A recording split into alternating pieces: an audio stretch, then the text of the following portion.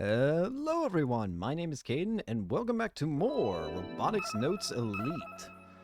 Just getting it all started up again. Last time we got to see Junna's family and return that photo to Junna, so hopefully we'll see what ends up doing to her. But for now, we're starting from her perspective. So, let's begin. Excuse me. I've managed to enter the faculty room, but it's not long before I freeze up. I didn't do anything wrong, nor did I do anything that'd make anyone mad. Or at least I don't think I have. But despite that, there's this unwelcoming aura filling the room, and it's made me want to run away. The teachers are busy with work and are paying me no mind. I came here to see Miss Nagafukada, but I don't know where his desk is. Is it okay for me to just wander in here? I stay on my tiptoes to look and see if I can spot the top of his head, but I'm just too short, so I give up trying. What should I do? The more anxious I get, the more confused I become. I'll just step out for now and come back during lunch or something. But as soon as I turn to my right... Huh? I come face to face with the vice principal who just walked in through the door. Good morning. I'm flustered, but I still managed to bow my head. Daitoku-san, what are you doing here? Huh? The vice principal knows my name. I wanted to talk to Mr. Nagafukada. I see. Mr. Nagafukada. She turns to the center of the staff room and calls out for him on my behalf. But I really wish she wouldn't yell so loudly. Everyone's looking at us now. I follow her gaze and catch Mr. Nagafukada standing up near the window. After bowing deeply to the vice principal, I keep my head lowered and jog toward Mr. Nagafukada's desk. Good morning, Mr. Nagafukada.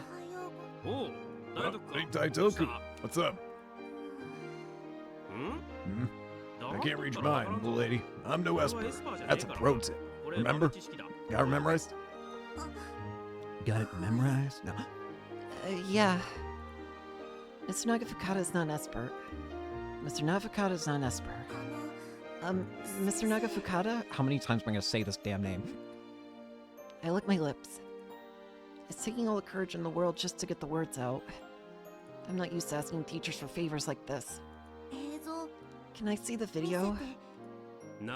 What video? The sexy one? I feel my face starting to get hot and I violently shake my head.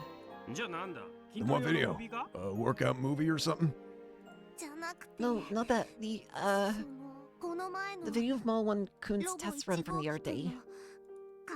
I'm fairly certain Mr. Nagafukada recorded the whole thing. Oh, that.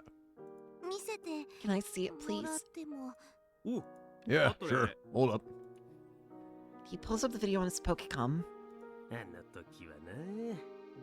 Uncle really gave me an earful because you didn't pilot that thing, you know. I'm sorry. Come to think of it, I haven't seen the present since that day. He must be really angry. It'll be really awkward with him now. Grab a seat. The teacher who normally sits next to him is nowhere to be found. Mr. Nagafukada suggests I take their seat. I'm a little hesitant, but I sit down nonetheless. He then hands me his Pokecom. I'll send you a copy later. Show it to little Cinemia and the others too. I forgot to give it to you. Okay. I know as I look at the screen. It's a sunny day at the old airport. That same summer day when the massive Mall 1-kun walked on his own 2 feet. Why did I want to see this video? It's all because of the photo that Yashio-kun gave me. For just a second, I see a figure that looks like Grandpa Fujita in the corner of the video. He was there that day, too. I guess that's obvious. He did help make the parts for Model 1-kun after all. But back then, I was so preoccupied with not piloting Model 1-kun, I didn't think about anything else. I was freaking out. It's almost like I couldn't even see the robot. No, not just the robot.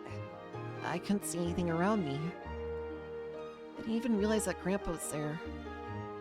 The video I'm watching has sound as well. I can hear the spectators chattering among themselves. There were so many people that came to see us that day. In the end, they all started complaining because Model 1-kun barely moved and the test was brought to a sudden and abrupt end. I wonder what they were thinking before the test started. That's what I want to know.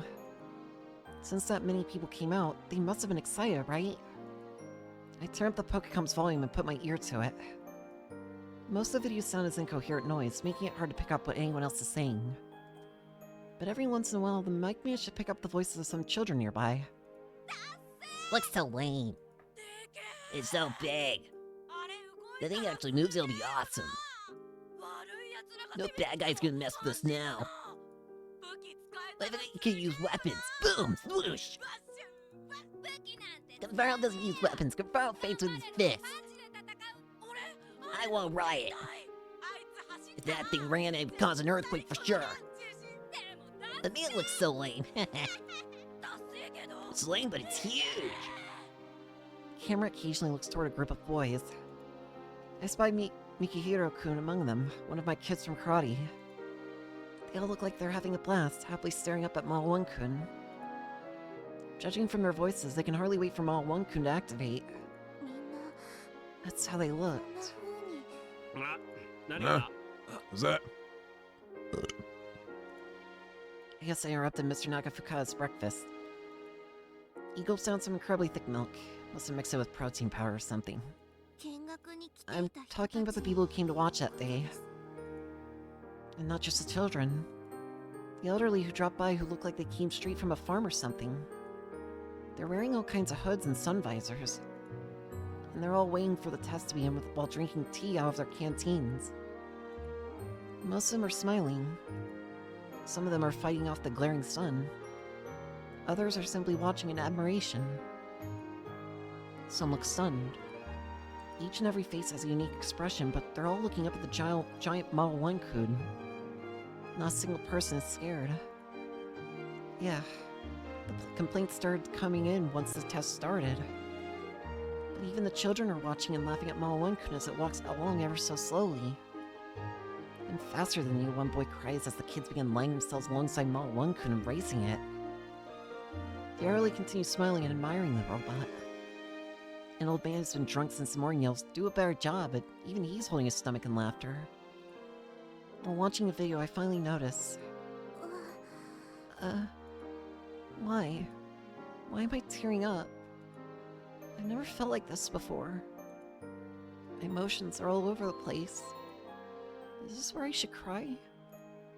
I don't know, but it's just happening naturally. I can't help but hug the Pokecom close to my chest and wipe my tears away. Hey, Grandpa Vegeta? Is this what you wanted to see? Is this what you spent 10 long years waiting to see?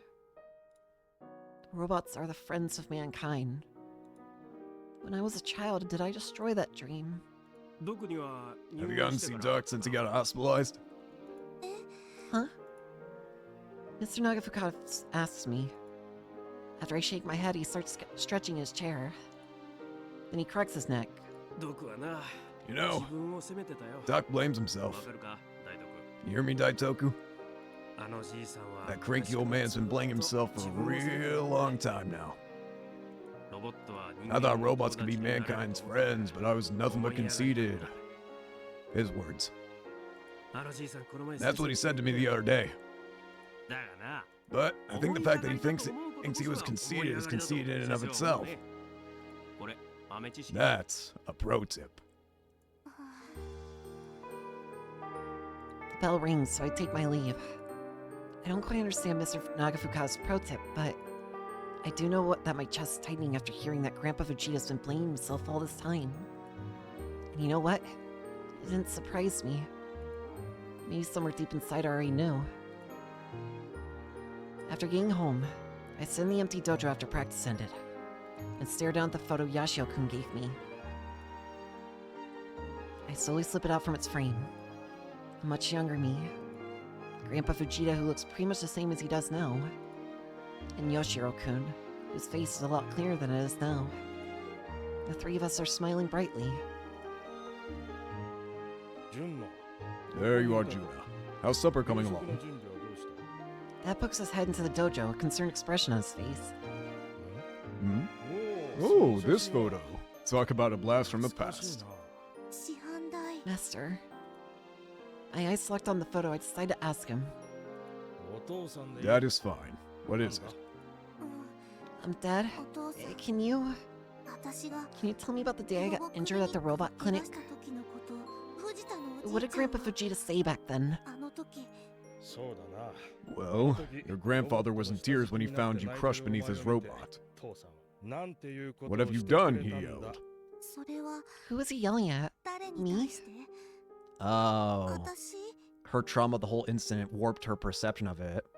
When he yelled, what have you done? It wasn't towards Junna.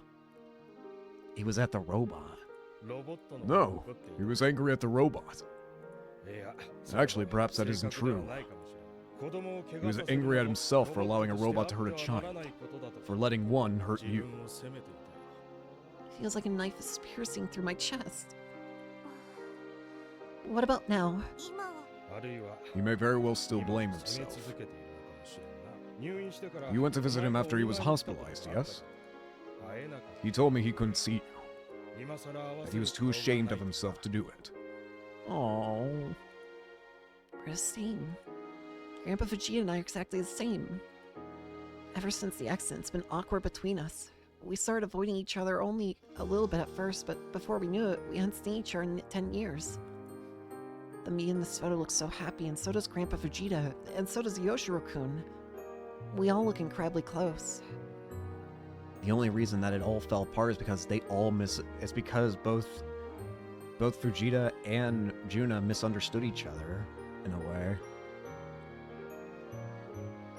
Junna thought that it was all her fault, that Fujita was angry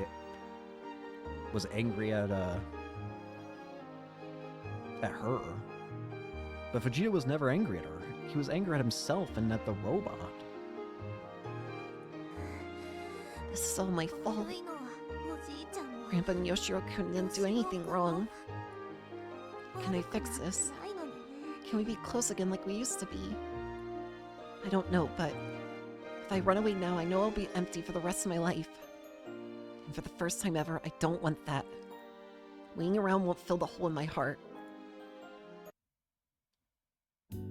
The aroma of disinfectant permeates throughout the hallway of the hospital.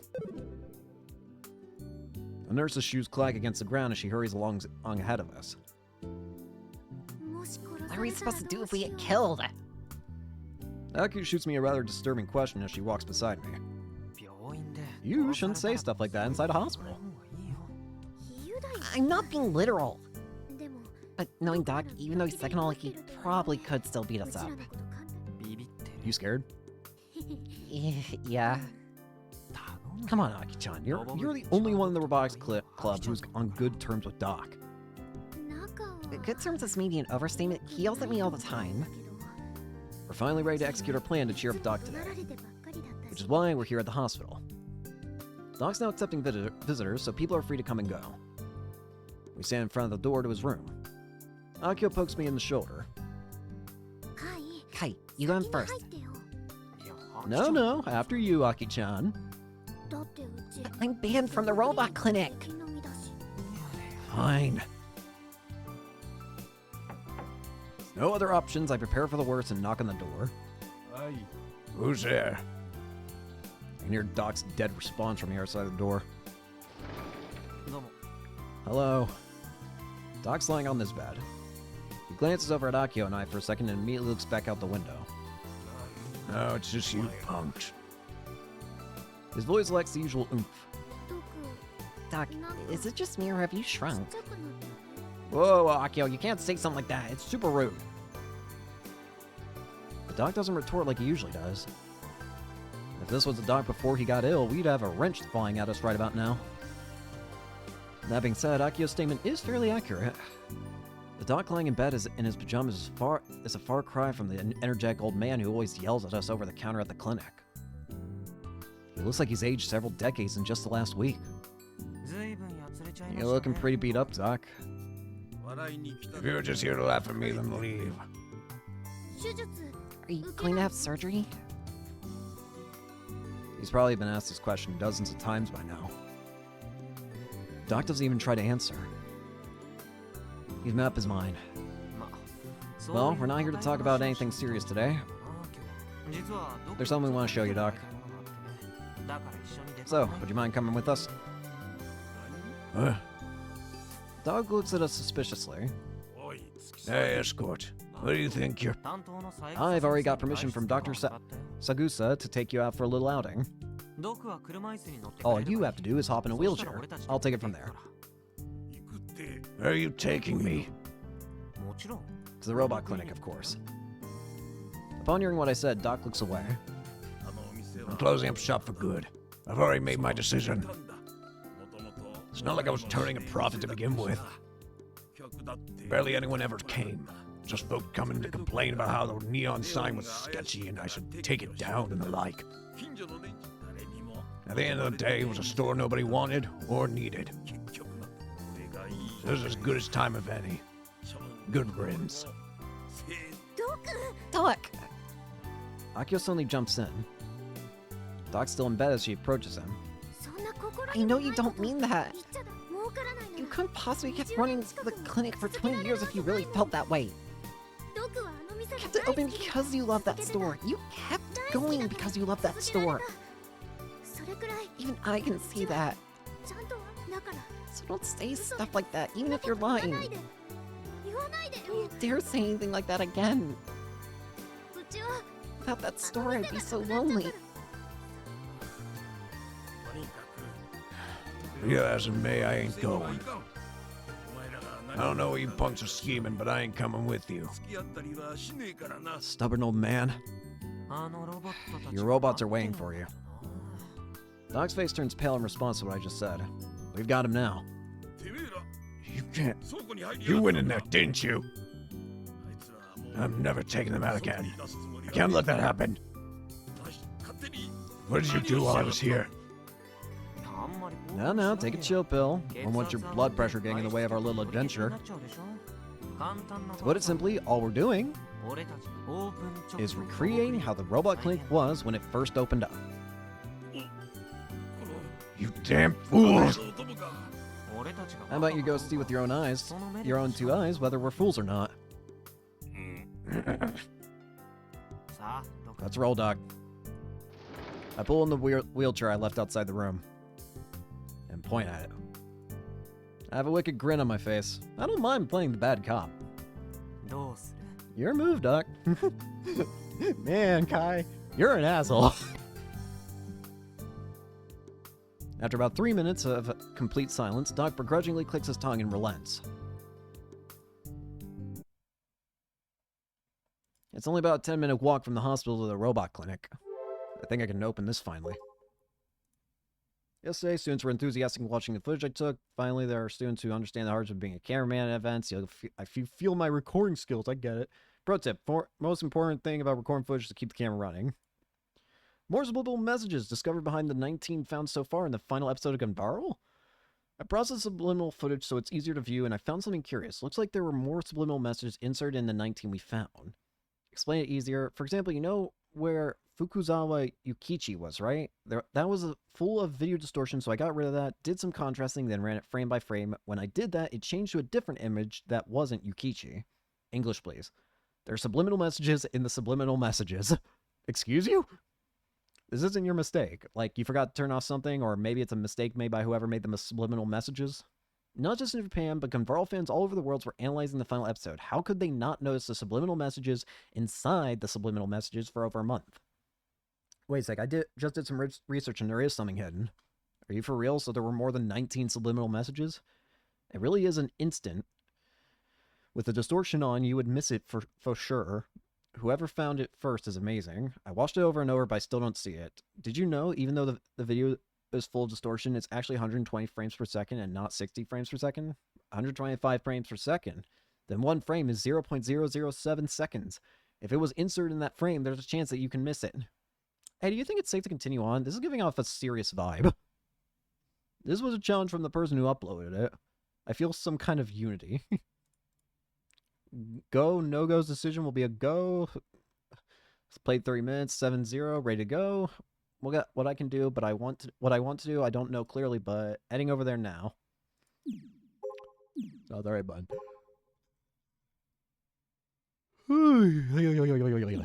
Excuse me. After Doc changed clothes, we headed up the long, straight slopeway of Highway 58. The robot clinic is a ways down after turning the corner at the Hase intersection. It's right on the border of Nakatane and Minamitane. Its exterior looks like some sort of American bar or motel, and the gaudy neon sign illuminates the night with a sketchy glow. I thought this ever since I first saw it, but man, oh man, is this design unappealing. We wheel Doc all the way up to the store. Once we reach the storefront, Doc seems to notice that something is different. He leans forward with such force that he nearly tumbles out of his wheelchair. Hey, Robotics Clinic Club. What the hell's the meaning of this? Without leaning back, he turns his head to glare at me and Akio.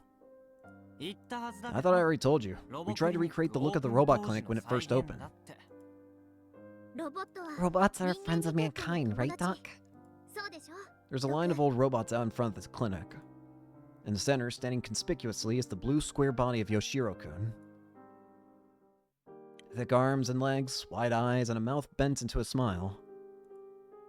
The patrol lights of its eyes, mouth, ears, and chest are all lit up. The arms move up and down at regular intervals. Yoshiro-kun stands before us today as the fruit of Akio's hard work. The only thing she couldn't fix was a dent in the corner of the body. And it's not just him. While they're not moving like Yoshiro-kun is, the other 8 robots are all lined up next to him. Neighborhood children are crowded around them. They're chattering away about how the robots are ugly, old, cute. You get the idea. The kids are just speaking their minds, plain and simple. They aren't holding back either. The children are going nuts with the robots, leaving smudges and fingerprints all over them. Michi and Mizuka-san went over to the elementary school and told the kids that they could see some old robots. They were worried they wouldn't be able to get enough kids, but in the end, about 20 were interested enough to show up. Michi, Mizuka-san, and the teachers are watching them. Seeing the kids' smiles enough to make the adults smile too. But Doc is different. No, you can't. He finally stands up, staggering toward the children with a ghastly expression on his face. Don't let the kids near those things. They'll hurt them. You'll make the kids cry. Robots are just robots, nothing more. No matter how much you care about them, they can never be your friends. They're just hunks of metal. They can't play with the kids. They do nothing but hurt them. They're not even fit to be toys. That's why they need to be locked away forever. Please, don't make them move anymore. Please, just stop it. Everyone go home. At once. As he sadly cried out, Doc crumples to his knees, crestfallen. The children all fall silent when they finally notice Doc. I don't want to make children cry anymore. I don't want robots to be villains anymore. Everyone would be happier if kids and robots were kept apart. Doc. Could he be... I think he's crying. In the end, that accident 11 years ago didn't just hurt Junna. No, it may have left Doc with far deeper wounds in his heart. His remorse was so strong that he sealed away his belief that robots were the friends of mankind. But we still got one less chance to turn this around. Isn't that right, Yoshiro-kun? In the middle of the silence, a rusty metallic sound begins to ring out. Yoshiro-kun, its eyes and ears still lit up, begins to walk. It strides a little unsteady, and as it moves down the gravel path, its whole body shakes. Even so, it manages to adjust itself as it moves toward Doc, almost like it has a will of all of its own. Yoshiro. Doc looks up at Yoshiro-kun, dumbfounded. And as if to answer Doc, Hello, my name is Yoshiro. that's not the normal voice. Yoshiro-kun greets him. You. The robot comes to a slow stop right in front of Doc. It can't move its head, so Yoshiro-kun can only continue to look off into the distance. I'm everyone's robot friend. But its words are clearly directed at Doc. Hey, let's shake hands. As it calls to Doc, the lights in its eyes start blinking intensely. It moves its arms up and down.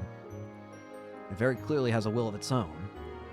and it wants to shake hands with its creator. Duck's frozen in place. Hey, let's shake hands. His son encourages him with the same words, and almost as though he's seeking a hand of salvation, a hand of forgiveness, Doc extends his own hand. His wrinkled hand comes into contact with the thick blue robot hand. I don't know why, but after seeing that, it feels like Yoshiro-kun looks happy, even though its expression remains unchanged. Nice to meet you, Grandpa Fujita. You called my name. How? We breathed some new life into him, that's how. Akio triumphantly explains. You see, we programmed your son to say the same thing your granddaughter did in the past. My granddaughter? Doc suddenly starts to look around. Juna's behind one of the robots. She's hiding in the shadow of Gojiro-kun. Oh, she hesitantly, nervously shows herself to Doc. And her hand is a controller. Naturally, it's Yoshiro-kun's remote control. No. Nice to meet you. Her voice is so quiet that it feels like it could disappear at any moment. She's still looking down. But nevertheless, Junna stands next to Yoshiro-kun, a clumsily made robot that's over 2 meters tall, and a small, childlike, timid, yet tough 18-year-old girl. Their extremes complement each other well. It's nice to meet you again, Grandpa Fujita. This time, Junna raises her head steadily. She looks Doc right in his eyes, just as Yoshiro-kun did before her. She then extends her slender hand to him. You forgive me, Jun. You don't have to apologize. I'm the one who should be sorry. There are already tears in Junna's eyes. The tips of her fingers are shaking as she extends her hand to Doc. And yet she wears a warm smile on her face. I'm so sorry, Grandpa. Even now, I'm still a little scared, but starting now, I want to like Yoshiro-kun and the others again. I'm sure we can all be friends again. And I want you to live to see that, Grandpa. So please. Okay? Jun. Thank you. Thank you. Junna crouches down as Doc breaks into tears. The two of them are holding each other's hands tightly. All right. The moment she sees the pair reconcile, Akio runs over to them, completely failing to read the mood. The kids who were watching in silence are freed from the tension and start playing with the robots again. How's that for a turnabout? Robots are the friends of mankind, huh? It won't take long for this place to get noisy with the sounds of random kids, just like at Junna's house. Maybe I'll check it out someday, I thought to myself. And not just Yoshiro-kun. I want to see the other 8 robots, Gojiro-kun included, moving around again and greeting visitors. And as long as the robot doctor stays in good health, I know that no matter what happens, I'll see it one day. Aww. Oh, hey, you're back in the plot. I'm sorry. I just thought it was funny. Like, Subaru's been non-existent for, like, the past, 2 episodes or whatever it feels like. I get the feeling that the way it's gonna work is with because of the way that, so you know how, okay, how do I explain this? You know how, let's take the other science adventure games, for example. Whenever it comes to the different endings, there's usually one for each of the different, main characters, right? While I think it's the same but different, I think, in this game, is what I think. So, based on the way that I think the game's structured, it's not that they have endings per se, but they have entire chapters dedicated to them. For example, this entire chapter has been dedicated to Junna. And I think we're going to have chapters dedicated to Subaru, Frau, and Akio. Oh. I don't call them endings because technically, I mean, it's not really an ending. I mean, we're still continuing through the story, I think. I mean, I might be wrong, but I don't think it's like an ending. But we'll see. Now that we've hit October, it's really starting to feel like autumn. Anything new? From Robot Doctor, we are scheduled to start business here at the Robot Clinic. Come say hello. Everyone at the Robotics Clinic Club, thank you. You should be proud of yourself. Thank you. I think I have a talent as an event producer, like a wedding planner. Well, I don't plan on being one, though, because my dream is to build a robot. Back to being yourself again. Uh-oh, I got an achievement for replying to Tweepo 50 times. Speaking of, it's already October, gotta start build 2. It's the results of your hard work, you should be proud. Back to being yourself. But yeah, I think next chapter is probably gonna be about Subaru.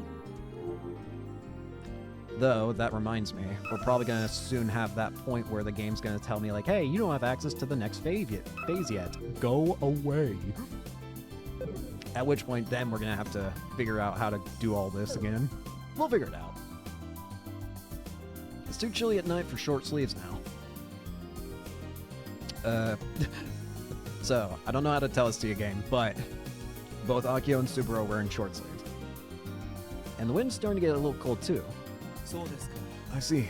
So that's what happened. Akio's telling the grand story about what happened between Junna and Doc, although she's really exaggerating it. Subaru brushes her off, though. However, the question still stands about whether or not we can continue to use the clinic for construction of prototype Model 2.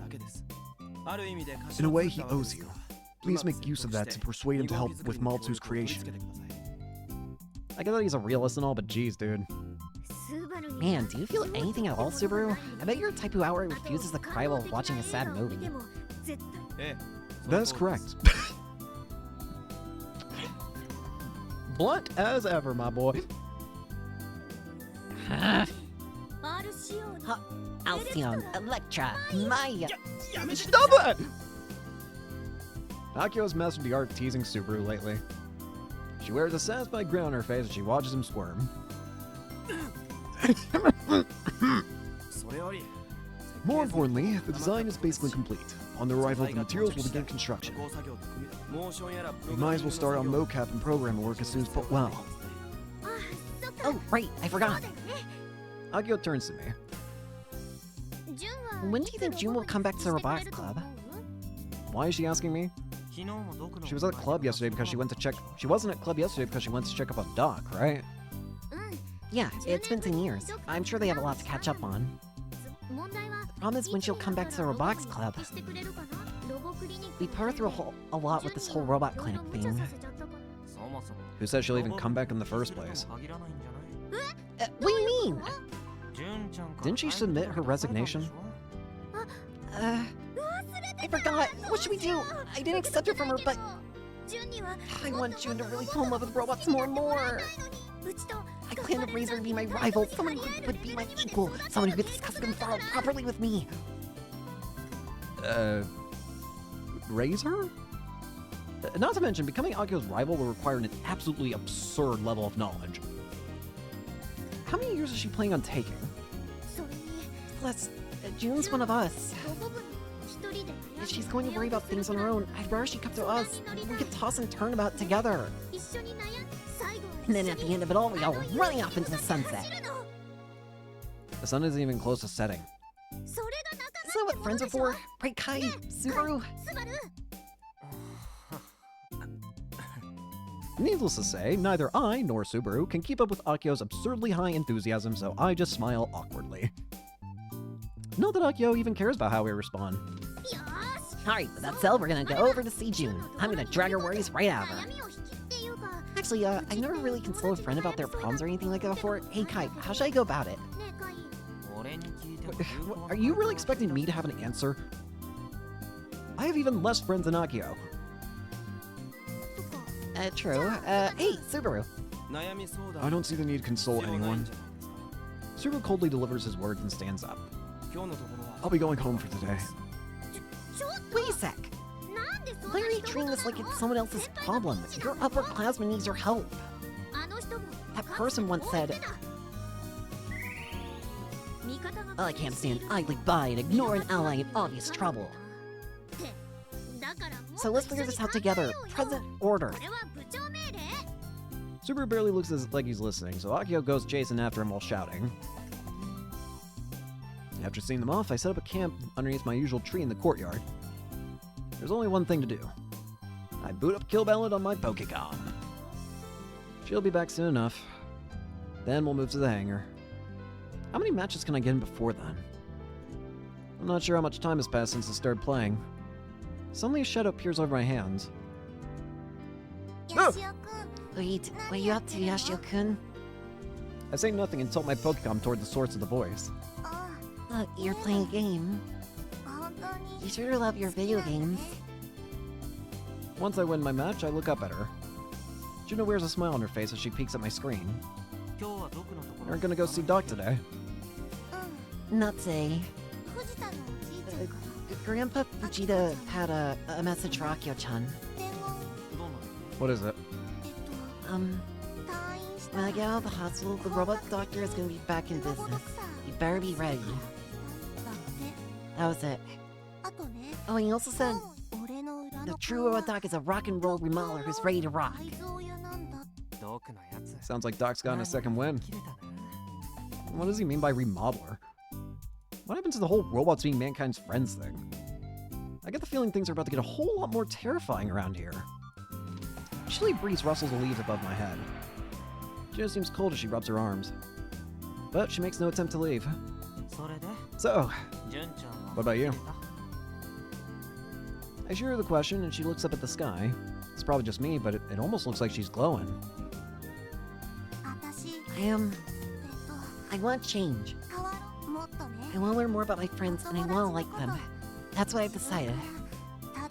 There are a lot of things I'll never know if all I do is wait for answers or do what others tell me to do. Plus, I owe you Akio-chan. I'm going to repay that debt. That's her answer. Sounds like there's nothing left to worry about. Yashio-kun, thanks for giving me that photo. Did it help a little? Yeah, a bunch. Without that, I don't think I could have done anything. So thank you. You should thank Aki-chan. Our Madam President was worried about you and Doc the most out of all of us. June! Speaking of the devil, she's back. Looks like Super managed to escape. As soon as Akio spots Junna, she comes sprinting toward her as fast as she can. Y'all know the Mega Starmie, like, running animation going around? Or that's gone around?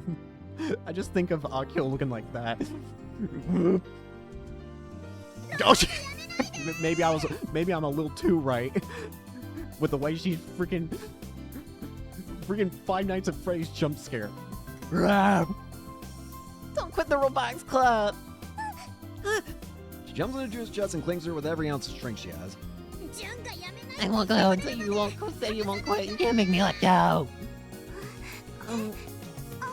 Akio-chan, I don't know how to put this, but Junna looks to me for help. I put on a wry smile and shrug. Tell her very clearly what you decide, Jun-chan. Give her some peace of mind. Junna nods as forcefully as she can, and faces the puzzled Akio. A warm smile forms on her face. I'm looking forward to working with you, President. Yep, and this is where it's gonna cut. Wait, is this an... whoop. Phase 6 cleared. Sound library. Movie library. Dweepo alert. Oh, it is technically an ending. Whoa!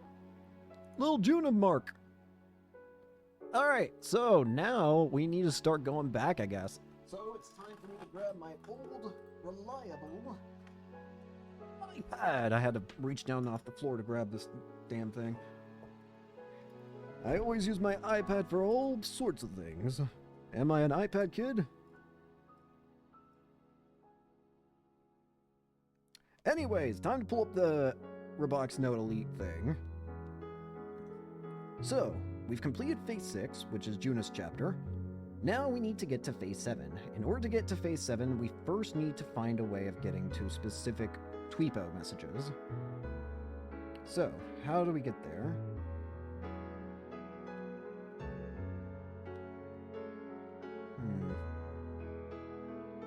at the start of August 23rd. So we need to find a save that I've got that starts at August 23rd. I think my best bet is probably around here?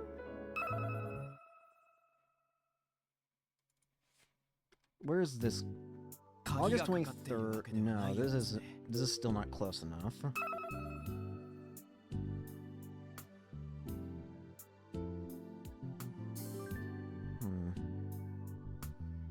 Let's try here.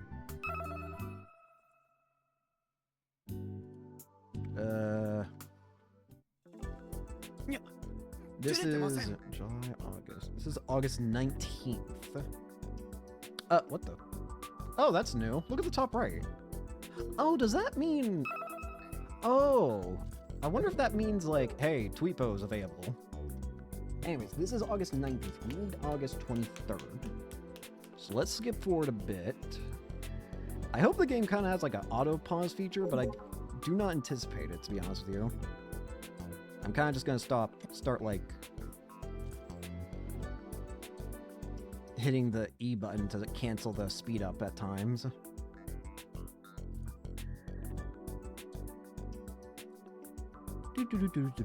Ooh.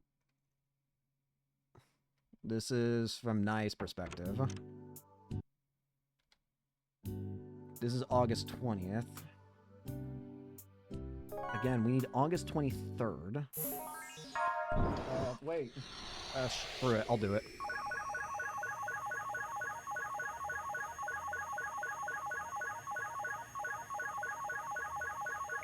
Screw it. Why not?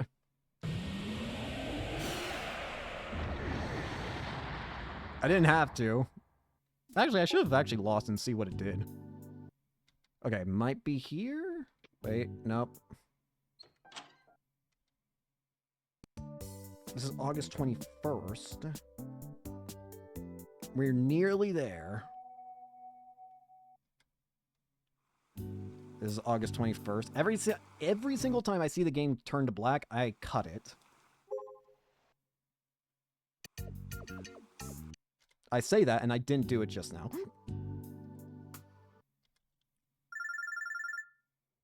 Is this it?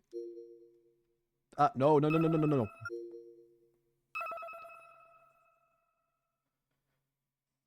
We're gonna save here. How do I data lock this? This is a PC patch that doesn't exactly help me here.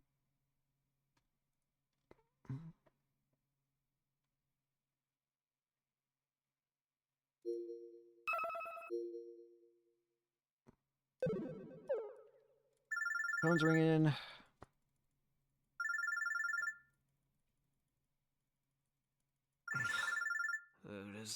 So loud. Okay, this is August 23rd.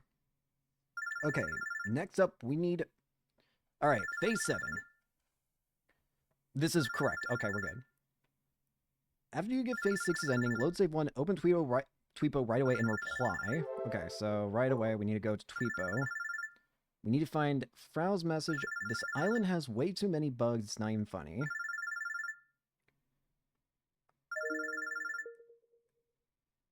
Our reply is, you should ask Madam Present for help. She can take out 10 to 20 bugs at a time with just her bare hands.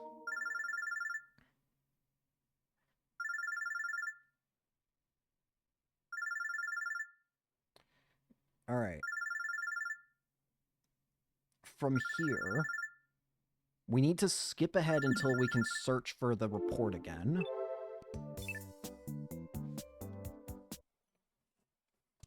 We do not reply to any tweets right now.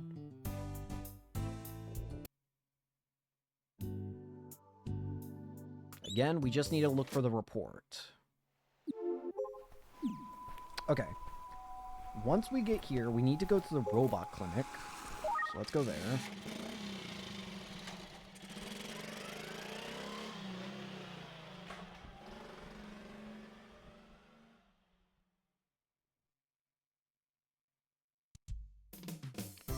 And now, if we go to the tweeps section, there should be something new there.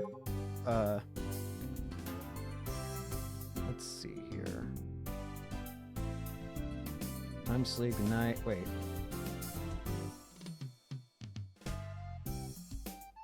Thank you too. Thank you, thank you. I don't get, but go to the hangar too, June. Hooray, hooray. My time to sleep, good night. 16 hours starting now. If you wake me up, I will not be happy. Love. Hey. We're supposed to be replying to Frau. Spent 3 whole hours collecting Kojuro and Masamune pics. Ha, I have a problem. To this one we reply, go to sleep already. Alright.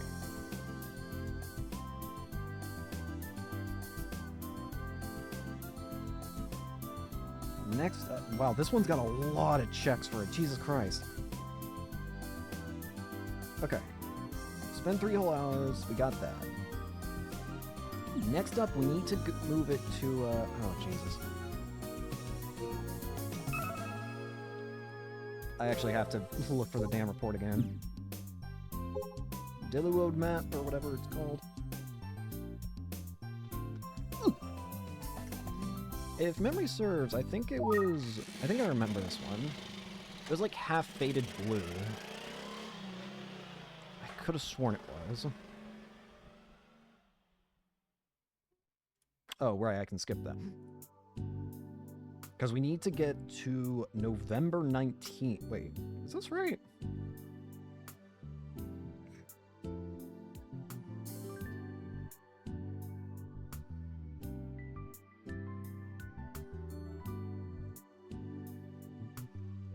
Something feels wrong here, but...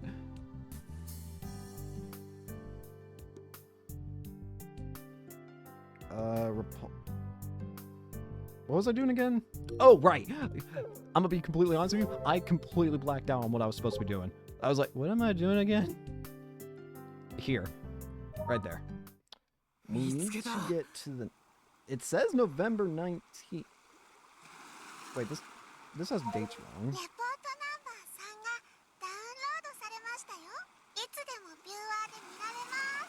Alright.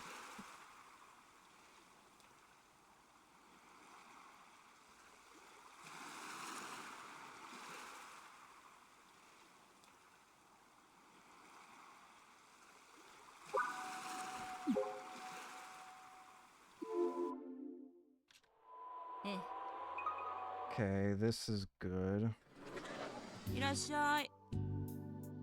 I think it's got the date wrong on here, but I do know what I'm supposed to be looking for in terms of message. We're looking for a specific message of what is a mad scientist. I'm gonna save the game to make sure we have like a backup here.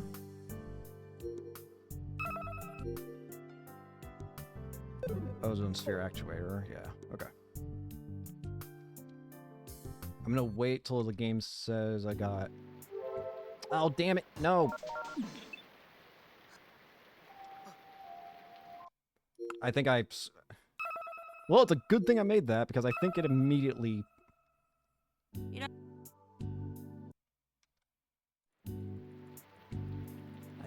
It might be right here.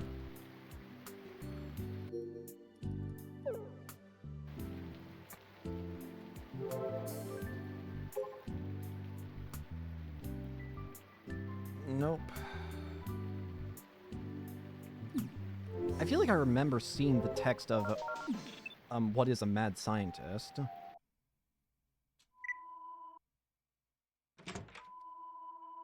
Okay, this is still normal. Why is this different? Wait, what? This is different. This is scary. Okay.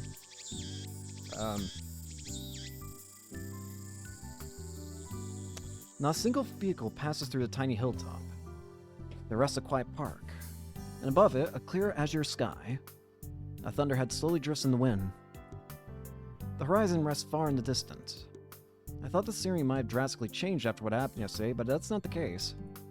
In fact, it's so peaceful that it makes me wonder if what happened was all just an illusion. It's a beautiful day.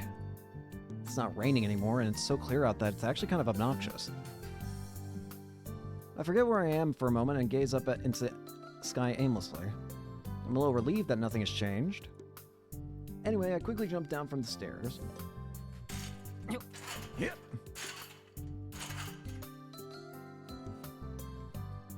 Why is this different? I'm scared.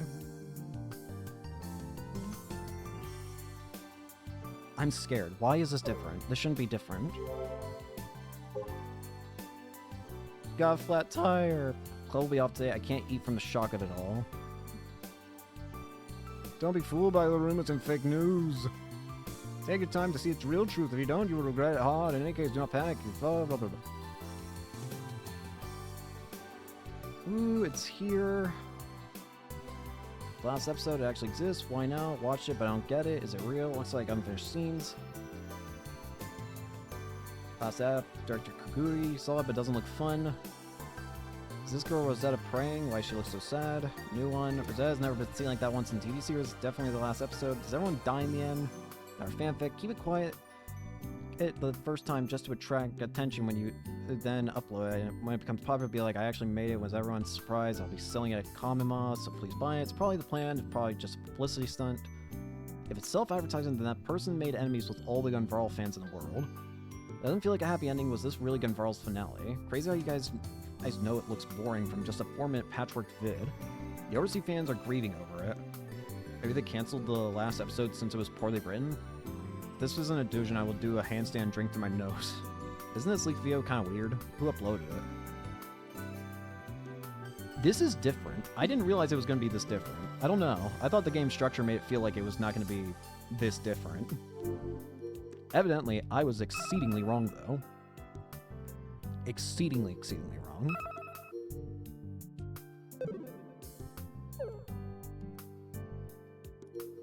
What was I doing again? Oh, yeah. Can't eat from shock at all.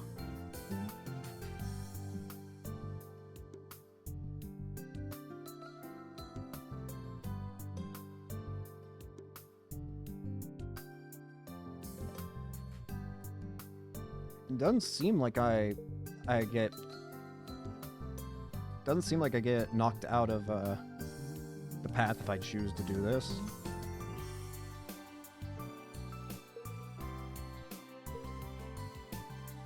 Take it nice and slow.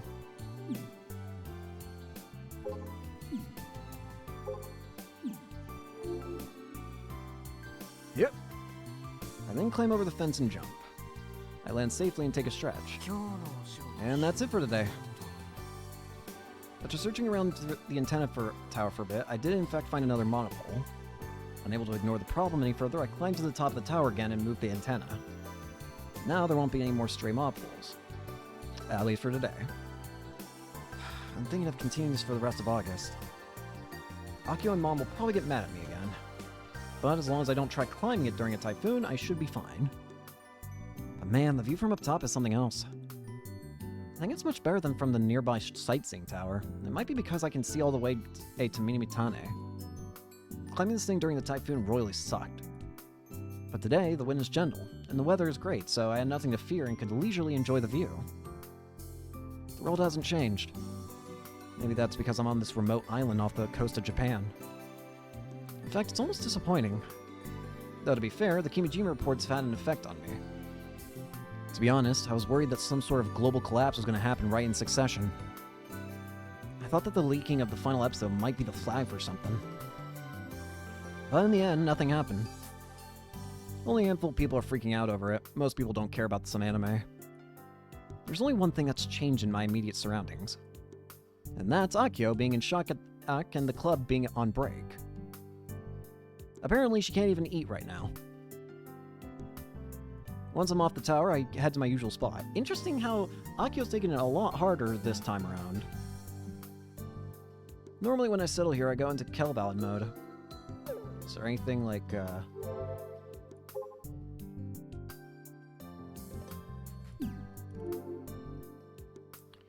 gonna keep this on in case things start going into similar territory again. But today, my motivation gets cut short after 10 matches. Maybe yesterday's events are mentally affecting me more than I realize. Either way, I'm still better off compared to others. I mean, look at Akio. And what about Frau? Come to think of it, I haven't spoken to her at all. I'm betting the mental damage she sustained is a lot worse than Akio's. She discovered that the top 3 KB players have been dead for 6 months. And then, right after that, the last episode of her mom's anime leaked. And as a shit icing to the crap cake, the actual episode is a tragedy that completely rejects what the show was about. If what Frau told me about how 13 anime staffers were murdered before the episode aired was true, that makes the meaning behind yesterday's video all the more heavy. Fans online who have been disappointed for 4 years have made a total 180 and are dissecting the video. I went through a few analysis sites yesterday. Apparently, the episode utilizes subliminal messages. It's a really old technique with questionable effectiveness. But there's no doubt that it's being intentionally used in this instance. And the fact that I immediately assumed the Tavistock Institute is involved means that Kimijima Ko has his claws on me. The video was up to Nico Nico Video, but the perp used a burner account, so it'd be pointless to try and track them. I wonder who uploaded it. The prime suspect is Kuguri Minami, the missing director, which would mean that Frau's mom is alive. Then there's the Kimijima reports. In addition to the similarities with the leaked episode, I'm curious about how Kimijima Ko was pursued by the committee and the institute, not to mention his mysterious death. I have a bad feeling about all this. Why is it that the first ending we get is all happy, hunky-dory? We finally repaired the relationship between a granddaughter and her grandpa. And then we immediately jump into the world's about to end. Here's the conspiracy theory to end all conspiracy theories. The world will be controlled and turned into 1 million slaves. Or something like that. It's like, how did we get here? All I did was respond to a message about what was it? Like killing bugs? I think this all started because we chose to respond differently to a tweet. What the fuck? I don't know why or how. I just don't feel good about it. I lean against the rusted fence and let the wind blow over me. Is one of these endings going to end up with the committee getting what they want and having the sun fucking explode? If I apply too much weight, it'll break and I'll fall. I need to be careful. Suddenly I notice a familiar face walking down the street. She's pushing her bright emerald blue bicycle along without riding it. It's Tsunuji-san. She's coming up the hill from the TNSC and going through the park to head to Minimitane. I wonder why she's pushing her bicycle. I watch her from the viewing platform without calling out to her, and she seemingly decides to take a rest in the parking lot. Maybe something happened. Hey!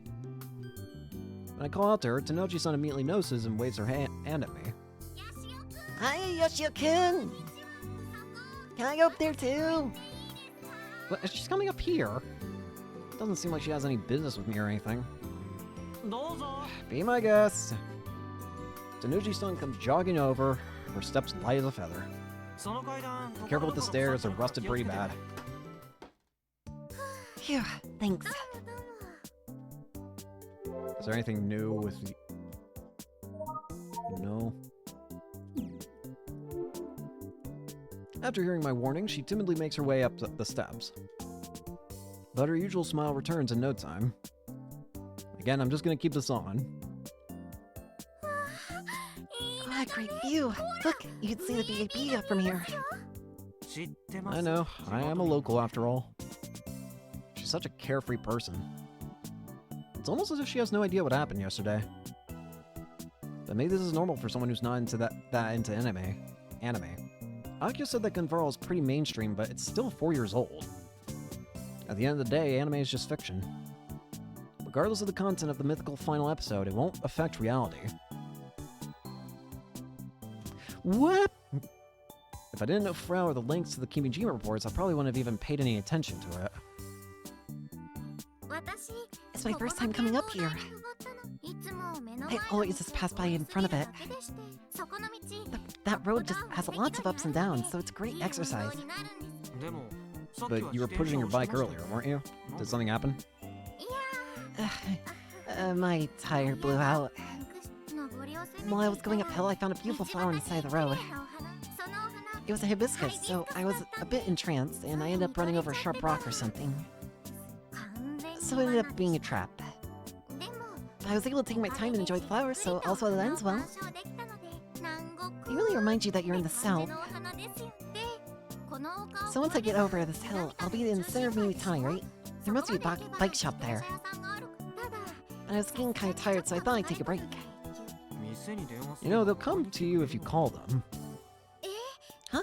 Really? But I don't know their number. I do. Why? I am a local. There are 3 bike shops in the area, and all of them have helped me out. Pretty well acquainted with the owners. Would you like me to give you their phone numbers? Yes, please. Even I feel pretty good having someone so cheerfully nod their head at me. Tanoji-san smells a sweat. She the type who doesn't care about that kind of thing. I'm saying deodorant. What a weird woman. She kidnaps us the day we first meet. She works at an amazing place like Jackson and demonstrates her wealth of knowledge during our Model 2 meeting. Yeah, she's only a few years older than us. She wears a smile on her face, making you think she's easygoing, but then she'll bike tens of kilometers like it's nothing. But her eyes rarely smile. I get the feeling she'd be terrifying when she's mad. Oh, I get it now. She's kind of like Misani. Yes. Yes. No. I'm at Uchigaoka Park. Yes. Mm-hmm. Oh, really? You're a lifesaver. Yes, I'll be waiting. Thank you so much. While on the phone with Cheetah Bikes, she bows her head a few times toward her Pokecom, then smiles at me. They said they'll come by. That's good.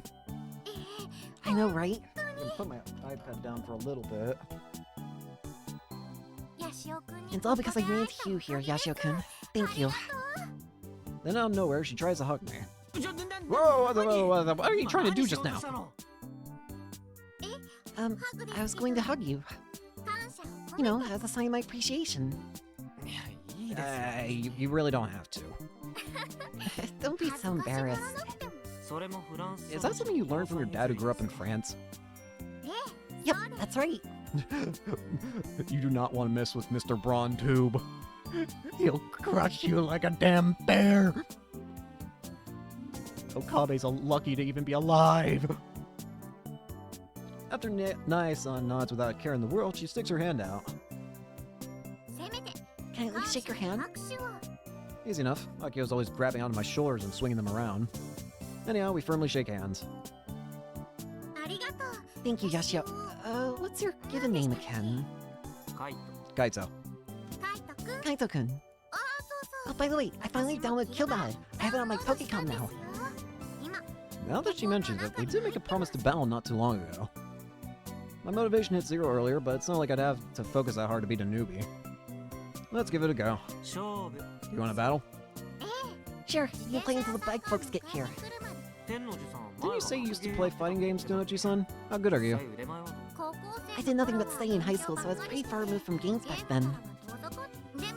Then at junior high, I was so good that people called me the Flat-Out Princess. The what now? The Flat-Out Princess. By the way, it's written using the kanji for Rampaging Beauty, but it's read as Flat-Out Princess. Pretty sure you can't read those characters like that. Talk about an embarrassing past.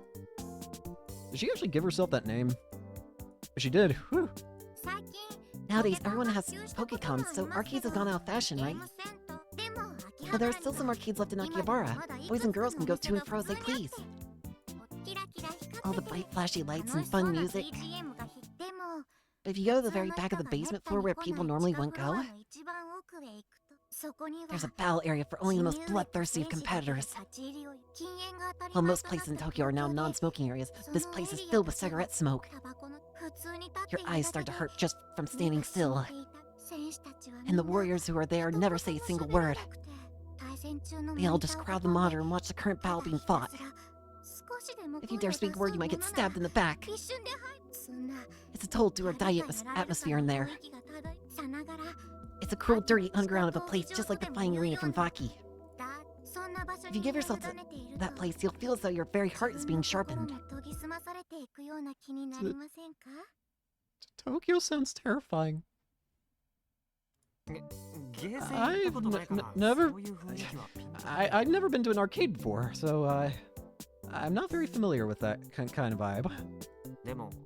But I think I kind of understand. When I fight against a strong opponent, I go into battle mode, tunnel vision almost.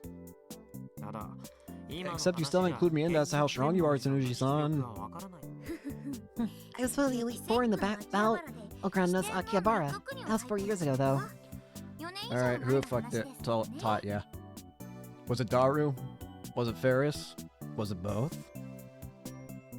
Did Okabe maybe even hit? Was it Mayushi somehow? I doubt it. What about Karuse? Kurusu. Wait, it's Kurusu. Why'd I say Karuse? Which one of the frickin' Steins Gate people taught you?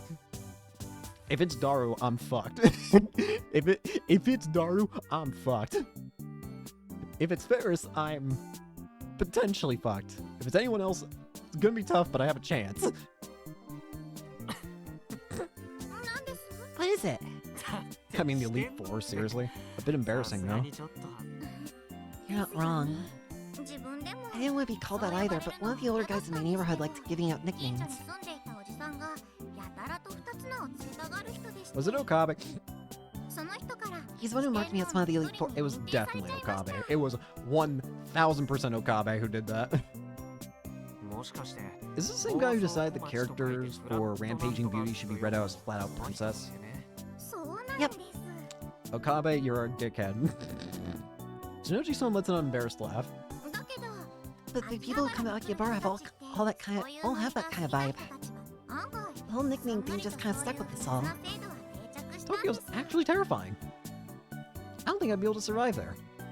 I can say that it's pretty strong though. I haven't played in a while, so I'm probably rusty. And I'll be sure to take it easy on you. That's a lie. I'm not gonna go easy on her. It doesn't matter what my opponent's situation or skill level is. I'll crush him no matter what. That's my playstyle. Just saying that stuff in my head is embarrassing. I guess I'm not one to talk, am I? Okay, The smile vanishes from Tsunoji-san's face the moment she grips her Pokégon. let's begin. Why does she suddenly sound so cold? What's with this energy in the area? She's giving off this aura like she's a force to be reckoned with. I better not underestimate her. I'm scared.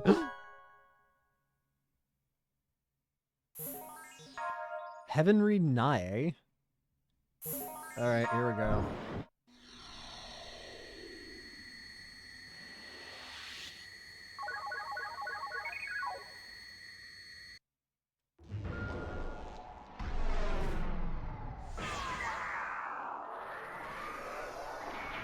Punch! You win. Yeah! Can't but put my fist in the air. Why? Because Tsunoji-san was way stronger than I expected. Oh, I was so close. You're very good, Kaito-kun. She's way stronger than Frau Subaru. Hell, it's rude to compare them to her. It's not that her reaction speed is anything special. Her combo execution is subpar too. I just can't get any hits in on her. She crushes my offense. Her ability to read my moves is insane. It's like she's constantly betting on either choice A or choice B. It's a gamble. When she loses full throw, but when she wins, there's no stopping her. It's a strategy that's hugely reliant on luck. And the worst part is that I don't have a reliable way of breaking through it. Which means I also have to rely on luck. She's forcing me to go at her pace. Jeez, what a risky fighting style. Risky for sure, but it's one that she's perfected after years of observing her opponent's habits while practically living at the arcades in Akihabara. It's incredibly strong. She's probably the only person on this island who can go head-to-toe against me evenly. I'd like to think that I'm still winning, 6-4. If I can get comfortable enough with Tsunoji-san's playstyle, I can bank on my ability to make a comeback and try some riskier plays of my own. Can't but laugh. I'm thrilled. Not since recently have I met somebody so strong in real life. How could I not get hyped? The only person who's higher ranked than me online is Tagarin. Cheers from the top 3 have been deleted off the leaderboards. And reality. Even with an online community of 20 million players, I rarely run into someone who is this skilled. So I can't help but be happy that I've met someone so strong in real life. Tenoji-san, you're incredible. And this is your first time playing games in general in ages, right? If you keep this up, you'll probably make it in the top 10, no problem. Oh, thank you so much. It's really motivating to hear that. Feels good getting complimented by someone. You're not so bad yourself, Kaito-kun. Thanks. I really wish you wouldn't praise me with such an amazing smile on your face. My heart's racing a mile a minute. What am I, a teenage girl? Had lots of fun. It's been a while, but games sure are great. Don't tell me you're done. We're just getting started. You're really raring to go. Then I shall commute to the end, sir. That's what I like to hear. I want to fight her more. My adrenaline's going full blast and it feels great. It's the same feeling I get when I fight Tagarin, or when I stood in front of the ring at the Rebel 1 finals. Feels so good that I forget about time itself. Tenoji-san was right. It's the same as the arcades. There's nothing more fun than going head-to-toe with someone directly in front of you. You can feel the way your opponent reacts differently. Their frustration when they fall behind, the clicking of their tongue, their sighs. The way they exaggerate their movement when they win. It's this bloodthirsty tension that constantly has you feeling like a fight might break out or something. Puts me on the edge and heightens my concentration far beyond when I play online. The more our skills collide, the more heated and fun the fight gets. One mistake can decide it all. One small opportunity can win the match. It's like walking on thin ice. Even then, I'm invigorated. My stomach feels like it might start to hurt, but I want more.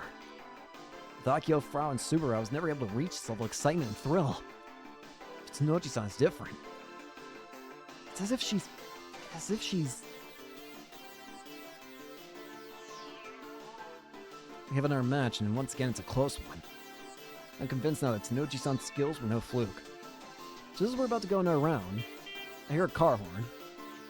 There's a cheetah cycle truck parked in the parking lot. A familiar old man is sticking his head out of the truck window and waving at us.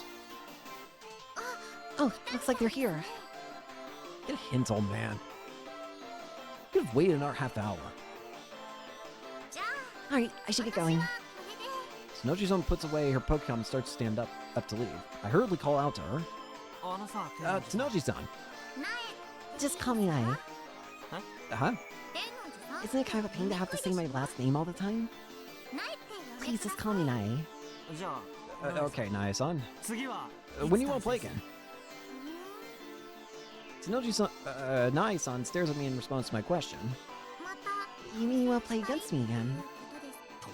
Of course. In fact, I want to play all day against someone as skilled as you. I'm flattered. If I really showed up at TNSC, would you play around with me? I don't know. I do have work. But if I have enough free time, maybe?